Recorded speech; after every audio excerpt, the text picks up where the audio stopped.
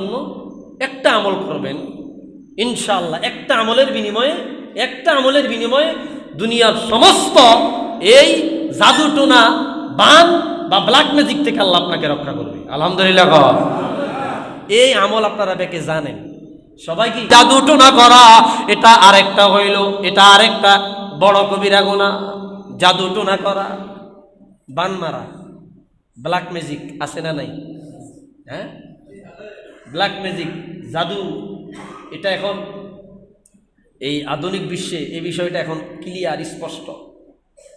জিন এবং শয়তানের উপাসনা করে তাদেরকে ঘায়েল করে, জিনকে তো এমনি কবজা করা যায়। এটা রাসূলুল্লাহর অনেক হাদিস আছে যে জিনেরা একজনের উপর একজন দণ্ডায়মান হতে হতে আসমান পর্যন্ত চলে যায়।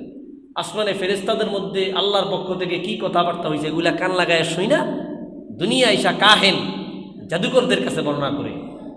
যখন ফেরেশতারা টের পায় শয়তান এগুলো শুনতেছে, তখন আগুনের ফুলকি তাদেরকে নিক্ষেপ করে, ফলে পুরা কথা তারা শুনতে পারে না, সংমিশ্রণ করে জাদুকরের কাছে বর্ণনা করে। নাউজুবিল্লাহ। এই জন্য জিন কবজা করে, জাদুকররা শয়তানকে কবজা করে, ব্ল্যাক ম্যাজিক করে। নাউজুবিল্লাহ, জোরে বলে। যত রকমের বান, জাদু টোনা, ব্ল্যাক ম্যাজিক করে, এগুলো থেকে বাঁচার অন্যতম মহা ঔষধ আমার কাছে আছে। কি বলে দিব? হ্যাঁ, আলোচনার শেষের দিকে বলে দিব। সবচাইতে মহা ঔষধ, এটার উপরে আর কোনো ঔষধ নাই। জাদুটোনা যাদেরকে করে এদেরকে চিকিৎসা বিজ্ঞান, যেই আধুনিক চিকিৎসার মাধ্যমে আপনি ভালো করতে পারবেন না। এটার একমাত্র চিকিৎসা হচ্ছে কোরআনী চিকিৎসা। কি চিকিৎসা? কোরআনী চিকিৎসা। রসুল শিখাইয়া দিছে। সুবহানাল্লাহ। রসুলকে পর্যন্ত চুল দিয়ে বান মেরে জাদু করছে। রসুল্লাহর ইন্তেকালের আগে চুলে বান দিয়া জাদু করছে। নাউজুবিল্লাহ বলেন। তো সেহের, জাদুটোনা করা, জাদুবিদ্যার সাথে যারা সম্পৃক্ত, এই বান, জাদুটোনা, ব্ল্যাক ম্যাজিক, কুফুরি কালাম, এরকম বিভিন্ন রকম আছে না? হ্যাঁ, এগুলা খুব মারাত্মক পর্যায়ের, আকবারুল কাবায়ের। জোরে বলে নাউজুবিল্লাহ। যদি আপনার কারোর কোরআনিক চিকিৎসা নেওয়ার প্রয়োজন হয়, একজন বয়োজ্যেষ্ঠ বুজুর্গ আলেম যে ইবাদত বন্দিগিতে পারদর্শী, তাহাজ্জুদ মিস নাই এবং আউয়াবিন এরশাক মিস করে না, ওই পর্যায়ের ওলি, এমন ব্যক্তির কাছ থেকে কোরআনিক চিকিৎসা নেবেন। বিষয়টা বুঝছেন? আমি সুন্দর করে বুঝিয়ে দিই। এখন তো ভুয়া কবিরাজের অভাব নাই, কত রকমের ভুয়া কবিরাজ আছে যে নিজে 5 ওয়াক্ত নামাজই পড়ে না, তো এর কোরআনী চিকিৎসা আমার কি কাজে আইব? নাউজুবিল্লাহ। বয়োজ্যেষ্ঠ যে ইবাদত বন্দিগি অনেক উপরের পর্যায়ে, ওনার কাছ থেকে কোরআনিক চিকিৎসা নেবেন, হেকিমি চিকিৎসা নেবেন। আল্লাহ আমাদের মাফ করুক, আমিন। এই জাদু টোনা, জাদুবিদ্যা, এটা হচ্ছে আকবারুল কাবায়ের, সবচাইতে বড় কবিরা গুনাহ। ভাইয়েরা আমার, 3 নম্বরে রাসূল বললেন, ওয়াকাতলুন নাফসিল্লাতী হারামাল্লাহু ইল্লা বিল হক, অন্যায়ভাবে মানুষকে হত্যা করা, এটা কবিরা গুনাহ। 4 নম্বরে ওয়াকলুর রিবা, সুদ খাওয়া কবিরা গুনাহ। নাউজুবিল্লাহ। আকবারুল কাবায়ের। ওই দিন পত্রিকায় দেখছি ইমাম সাহেব সুদের বিরুদ্ধে ওয়াজ করছে, আর ফিডটা বেটার নাক নাক ফাটাইয়া লাইছে। নাউজুবিল্লাহ। জোরে কন, সুদখোর আছে না নাই? জোরে কন, সুদখোর আছে না নাই? ওয়াকলুর রিবা, সুদ খাওয়া আকবারুল কাবায়ের, সবচাইতে বড় কবিরা গুনাহ। কর্জে হাসানা দেন, ধার দেন। একজন মানুষ বিপদে পড়ছে, 50,000 1 লাখ টাকা হাওলাত দেন না, এতে এই টাকার উপরে সুদ খায়, আসেনি?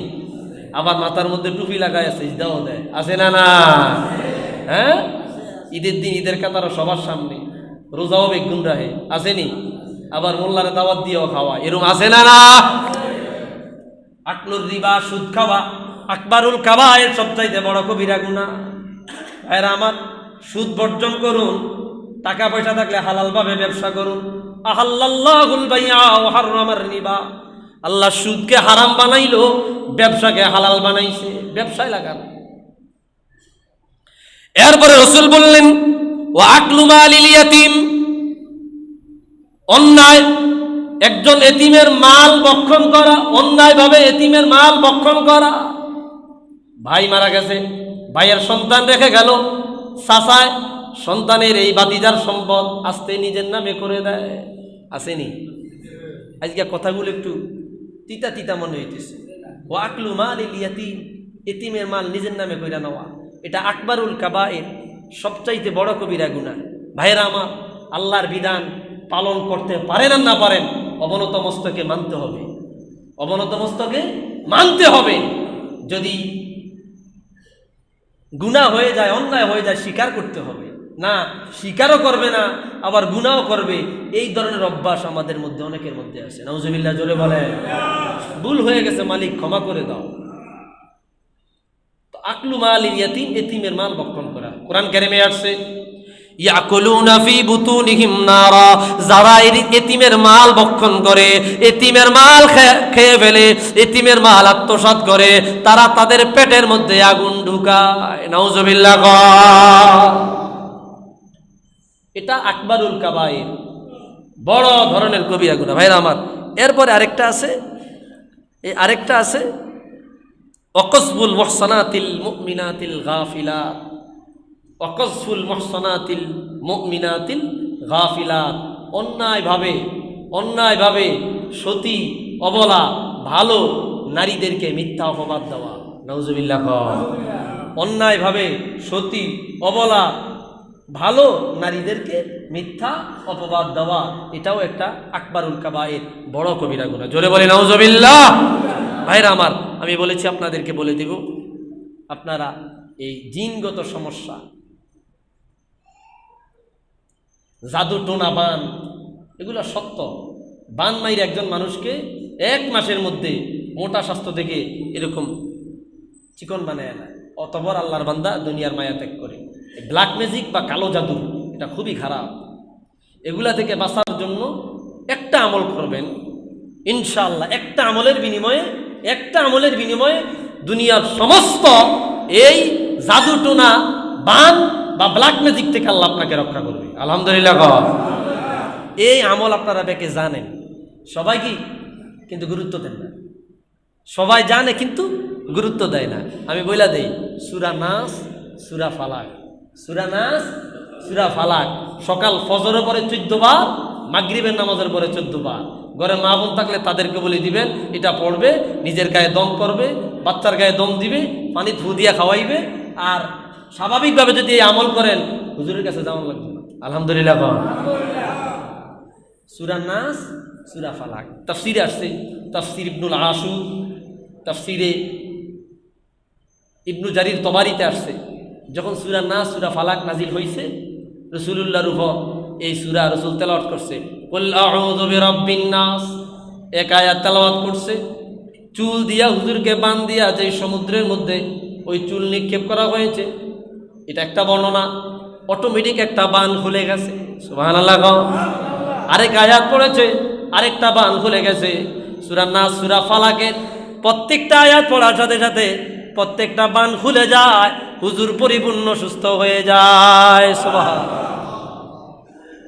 এই সূরা নাস, সূরা ফালাক নিজে পড়বেন, বাচ্চাদেরকে শিখাইবেন, মা বোনদেরকে শিখাইবেন।